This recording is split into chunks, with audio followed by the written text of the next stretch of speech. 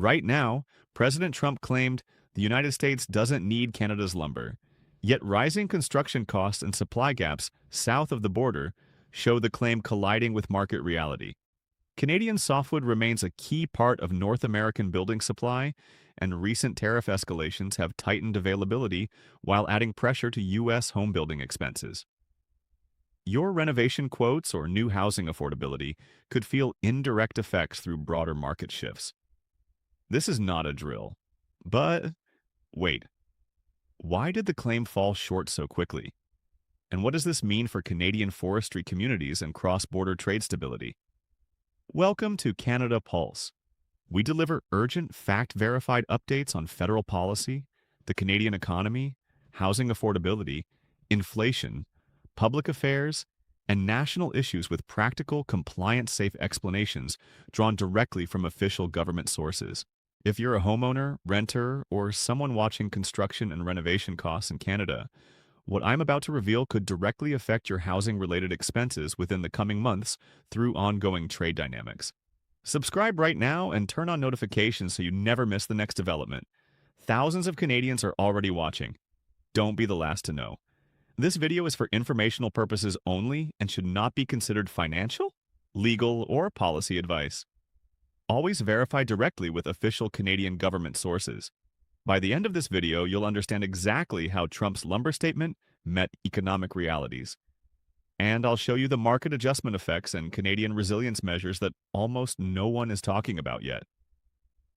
Here's what happened behind closed doors. The long-running softwood lumber dispute between Canada and the United States escalated again through 2025 and into 2026.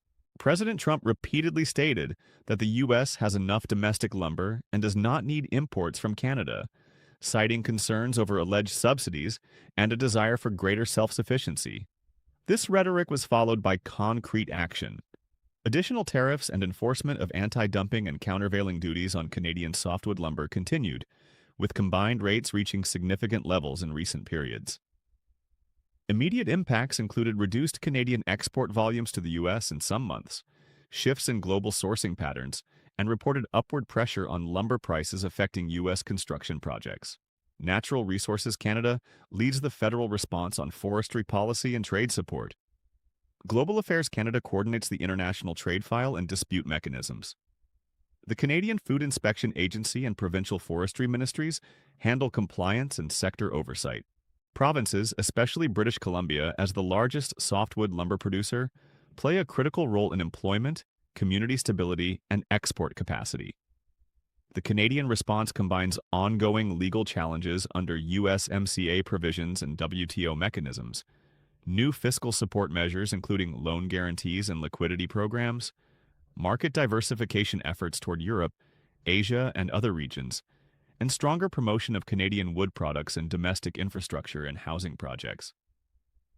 These developments affect the forestry sector nationally, with the heaviest impacts in British Columbia, Alberta, Ontario, Quebec, and the Atlantic provinces where mills and related supply chains operate. Comment right now. Which province do you live in? Are you already seeing any changes in lumber availability or construction costs in your area? Let's compare notes in the comments. Here's the detailed breakdown of what just happened, according to official records and trade monitoring. First, Trump's public statements emphasizing U.S. self-sufficiency in lumber were followed by continued enforcement of duties. In early 2025 and through 2026, U.S. authorities maintained and adjusted anti-dumping and countervailing duty orders on Canadian softwood. According to U.S. Department of Commerce announcements, preliminary reviews in 2026 indicated potential adjustments to rates, though uncertainty persisted.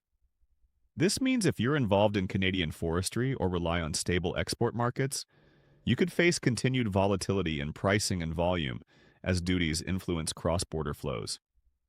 Now here's where it gets really serious. Second, U.S. homebuilders and the National Association of Home Builders have noted that lumber and related materials contribute to construction costs.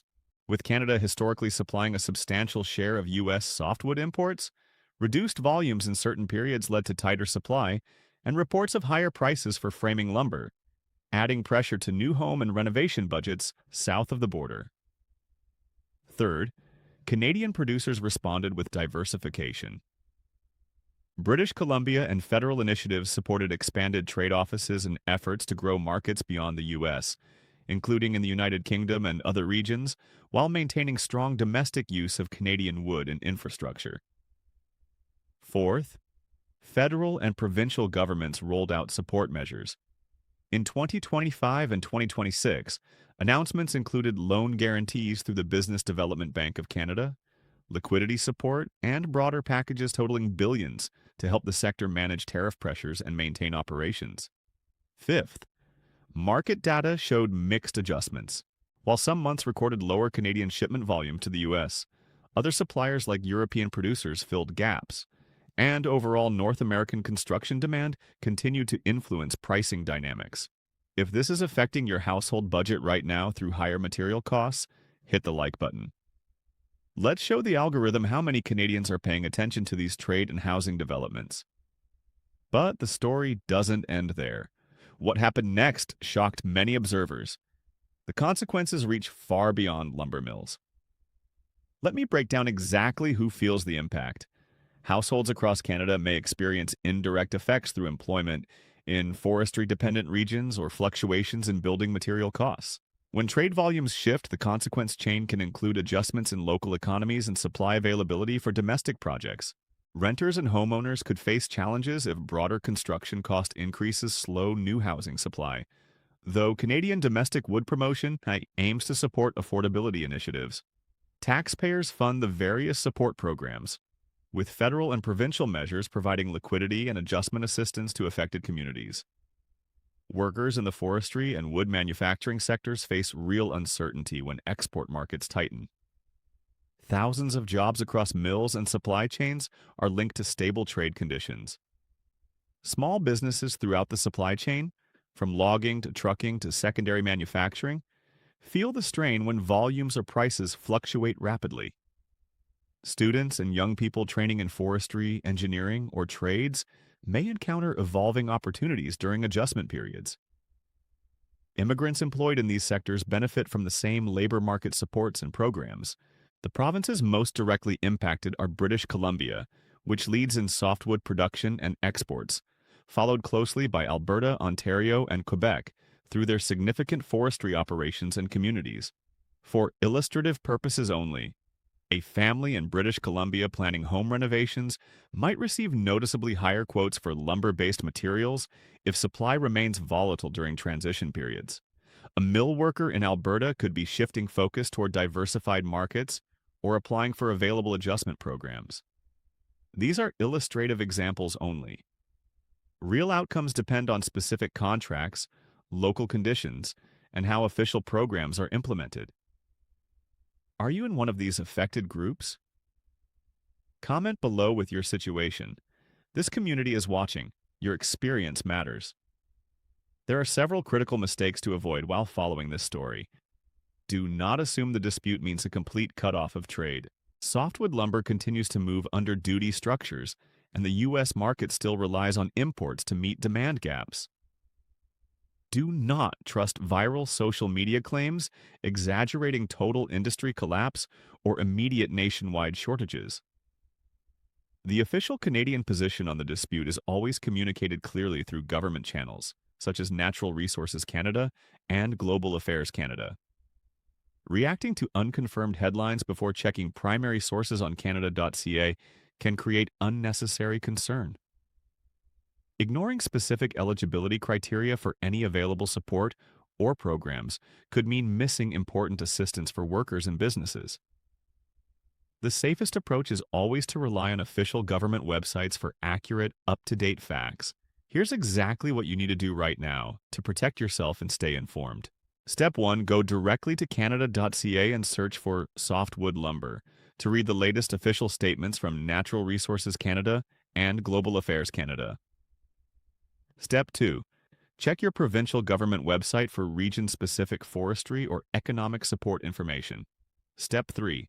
Follow announcements from Natural Resources Canada on sector initiatives and support programs. Step 4. If you or someone you know works in forestry or wood manufacturing, Speak with your employer or union representative about available supports through existing programs like the BDC Softwood Lumber Guarantee Program. Step 5.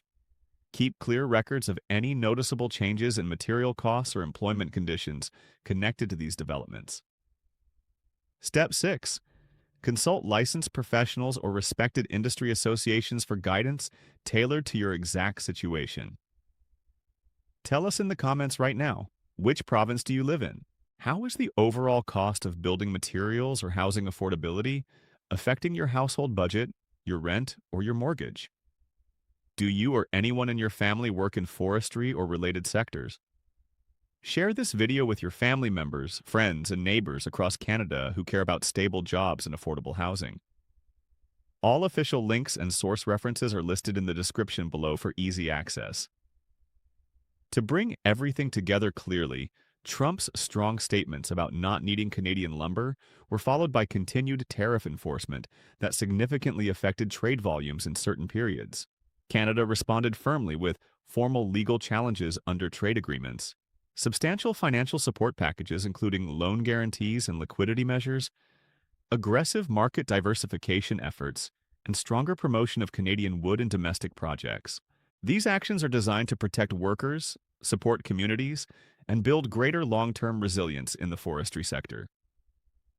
The softwood lumber industry has been a vital part of Canada's economy for generations, providing stable jobs and helping meet domestic construction needs while contributing significantly to exports. Remember at the beginning when I said the claim collided with reality? Here's what that means. U.S. construction continues to require substantial lumber volumes that domestic production alone has not fully met, while Canada has focused on resilience through diversification and domestic priorities. This creates both challenges for exporters and opportunities for stronger Canadian supply chain stability in the months ahead. While the situation continues, the federal and provincial governments are taking concrete actions to defend Canadian interests, support affected workers and communities, and reduce vulnerability to external trade measures. The situation remains dynamic, with ongoing administrative reviews and potential adjustments under trade frameworks. So, the best way to stay ahead is to follow verified official sources. This will give you the clearest understanding of how these developments may influence housing costs and forestry communities in the months ahead. Thank you for watching Canada Pulse. If this detailed, fact-based explanation helped you see exactly what happened after the U.S. lumber claim and how Canada is responding, please like the video, share it widely with Canadians who need to know, and subscribe so you receive our regular urgent updates on the policies that matter most to Canadian families. All official government links are in the description for your convenience. And one more thing. In the next 48 hours, we'll break down the latest housing affordability measures and what they mean for renters and homeowners. Make sure you're subscribed so you don't miss it.